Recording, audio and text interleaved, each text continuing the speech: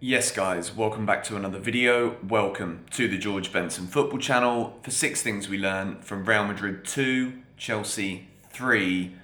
After extra time, Real Madrid win the tie 5-4 on aggregate. First things first, incredibly proud of this team. Incredibly proud of the performance. European football, there are usually a couple of things that go against you. First of all, credit to Real Madrid. Luka Modric, 36 years old, absolutely on another planet of how good he is as a midfielder. Phenomenal assist for Rodrigo's goal, and Benzema, world-class header, couldn't really miss considering the quality he has. Those are the differences. And then you've got referees as well, who most of the time, they're going to give you a little bit of inconsistency. In fact, no, take it back. A lot of inconsistencies. A lot of random yellow cards, a lot of poor decisions. And I cannot help, despite, again, cannot stress enough just how proud of the team I am. I said that we would go through, and I really think that we should have gone through. I think Alonso's goal should count, but I don't want to spend the whole time in this video discussing why I think VAR got it wrong, because I'm a Chelsea fan. I do wear blue tinted glasses, even to the flipping beach, let alone when there's a game on. So I understand that this is a highly debatable topic, and most Chelsea fans are going to tell you that Alonso's goal should count. But overall, over the course of the tie, 4 goals from Benzema, 3 of which were headers. Kai Havertz has a late chance from a header. Chelsea lost this game by millimetres, by a couple of headers. And I cannot believe how well we played. As much as it is, obviously we're out of the Champions League. We're the champions of Europe, but we are now out. We cannot retain the trophy. But to be 3-1 down at home after that first leg, to go there, to be 3-0 up in the Bernebeu, playing the way we were, is simply sensational. And then a moment of just pure brilliance from Luka Modric to put that ball in with a flipping cherry on top for Rodrigo. The difference was Real Madrid's substitutions made the difference. Chelsea's substitutes today, Christian Pulisic, I don't know if the boot man put lead in his boots, but he looked like the most tired player on the field when he came on, which makes no sense. Has massive chances that somehow just shin roll over the crossbar.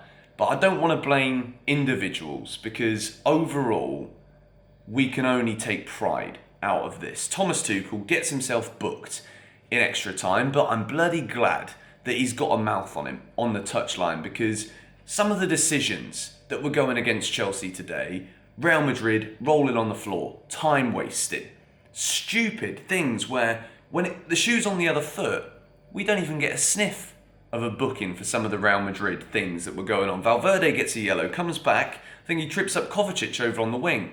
Not even a sniff, not even a sign of it. Yet as soon as there's even a little hand from Alonso that I don't even think touches the ball, VAR, rule that one out. Chelsea to go 3-0 up. We can't allow that if there's any rules that can be bent in Real Madrid's favour. And then Timo Werner, what a fantastic goal that is. But we begin with a green box for the manager, Thomas Tuchel. Won us the Champions League. This year brings us to Madrid, makes a very, very bold decision, by the way, to stick with the team that beat Southampton at the weekend. I said it in my preview. If you watch the preview, you'll also know that I said we would win in 90 minutes by 3-1. And I also sent a message to my mate today saying that Mason Mount would score the first goal. I don't think it's a surprise that when Timo Werner comes off, Chelsea look so much worse. The reason I thought Timo Werner should play in this game tonight is exactly how we scored the first goal. Mason Mount in space, because Timo Werner does work hard. Even if when he's got the ball, he sometimes looks a little bit confused. It opened the space because it drew Real Madrid defenders out. Thomas Tuchel knew this. But then again, to keep it away from the decisions of the game, I think the reason why I am so confident that regardless of who it is that takes over at Chelsea, we're going to be fine, is because I think it is absolute common sense, whether you're actually a football fan, football owner, whatever you might be. There's absolutely not a single other human being on this planet who can do the same kind of job that Thomas Tuchel is doing and has done at Chelsea. He got the absolute best out of what we had tonight. Ruben Loftus-Cheek, right wing back. Maybe we could have done better there. Cannot fault any individual as the sole catalyst as to why we've not gone through. We come up against moments of brilliance. We're in the Bernebeu, the home of the most successful team in European football history. So proud. But box number 2 is Timo Werner. I thought he was absolutely magnificent. When he's on the ball, he looks like he carried that confidence forward. It's what I said. It's why I said we should play the same team as what beat Southampton, because when you win a game 6-0, you're buoyed by it. You walk off the pitch with this arrogance, with this confidence. Timo's goal is absolutely fantastic. The way he persists, bides his time. Yeah, it takes a deflection and crawls in the net, but it's brilliant. The movement from Timo Werner. Sometimes people take the piss saying the only good thing we can say about Werner is the runs he makes and the movement off the ball. Is that good enough for a striker? Tonight, it was. And when he had the ball, he was direct. Chelsea had to chase a game. We go here to the Bernabeu tonight with nothing to lose. And other than 2 moments of brilliance and the fact that we have just played 120 minutes in probably one of the most difficult stadiums in the world, and then we run out of gas towards the end and some dreadful finishing towards the end. Timo Werner, brilliant. And I hope he plays again against Crystal Palace at the weekend. We move into a yellow box for N'Golo Kante. You can give an element of blame to N'Golo Kante. For the first goal, you give a bit of blame to Kante.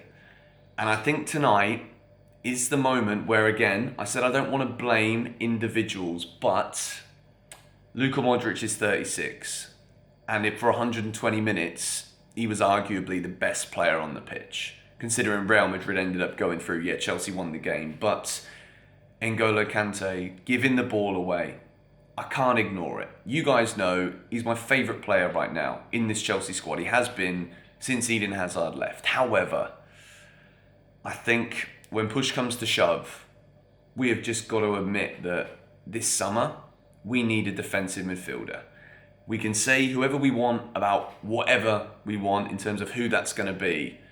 But N'Golo Kante, he was captain tonight too. And when you've got these kind of matches, you need your captain to step up and put in his best performances. We saw it last year. He's the reason we won the Champions League. Man of the match after man of the match after man of the match. But tonight, we can't ignore it. He wasn't good enough. We move into box number 4, and it's a green for Rudiger. When we go 2-0 up, within 6 minutes at the start of the second half, we're in dreamland. We are finally starting to see why people like myself, and a lot of you guys from the comments too, had so much belief in this Chelsea team. And the longer this video goes on, the more gutted it feels, because it feels like we are just one refereeing decision away, and then also one moment of brilliance away, which is the beauty of European football. But Tony Rudiger wasn't just the goal, it's the slide tackles he makes when the game is still in Chelsea's hands and he's there, he's pumping his fists, driving forward at every opportunity, almost scores a wonder goal in the first half too, just wide of the post. We've got to, that whoever takes over at Chelsea will go a very long way to appeasing fans if it is somebody who we don't like, or whatever, if they make Rudiger sign a new deal. There's absolutely no way, after some of the dreadful scandalous scrutiny that we saw about Rudiger pulling out of the challenge on Benzema because he's worried about an injury and what it might do for a move. Absolutely none of that is true. Tony Rudiger, absolute credit to Chelsea Football Club, was fantastic. He kind of falls over when Benzema scores the goal, but these things happen and we're talking fine margins. We're talking a blade of grass on a loose stud potentially away. It's insanity. But we move into box number 5 and it's another green for Mason Mount. I want to try and keep the balance of how I feel within this video about the genuine performance. And Chelsea went to the Bernabeu and won this game. Let's remember that. Yes, it was lost in the first leg. But to take it to extra time, to win 3-1, Mason Mount in the 15th minute of the game makes every single Chelsea fan hope and believe.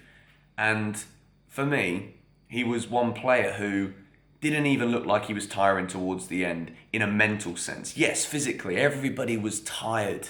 Havertz was tired, he misses a big header towards the end, but he was fighting. Mason Mount, Kai Havertz have got to always play if Chelsea are playing football, and they're still at this club. Mason Mount, fantastic. Opened the scoring and dared us to dream again. And I finish with a red because this match tonight was lost from Chelsea with the substitutions. Timo Werner comes off the pitch. Christian Pulisic comes on. First thing, face value, Chelsea start looking like a worse team who are less likely to score.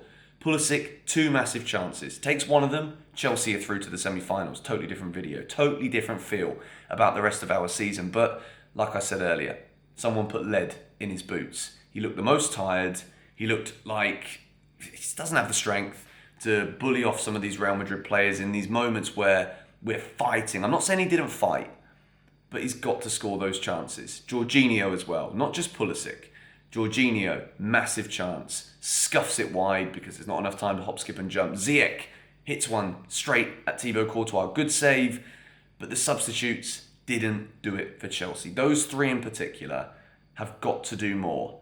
Real Madrid, Rodrigo scores a volley off his shin, and the rest of their substitutes did a brilliant job. Carvajal moves over to centre-back because Nacho's got to go off for Real Madrid. And they still dig in, they still fight. It is the finest of margins that define nights like this in European football. But as much as I can complain and pinpoint certain things, couldn't be more proud of this team. After everything we've been through off the field, what a performance. Great win. Just not quite there. But anyway, there's been 6 things we learned. Let me know the 6 things you learned in the comments down below. Don't be too harsh because we have been magnificent tonight. Absolutely magnificent. 120 minutes in the Bernebeu. Chelsea win, but we're out.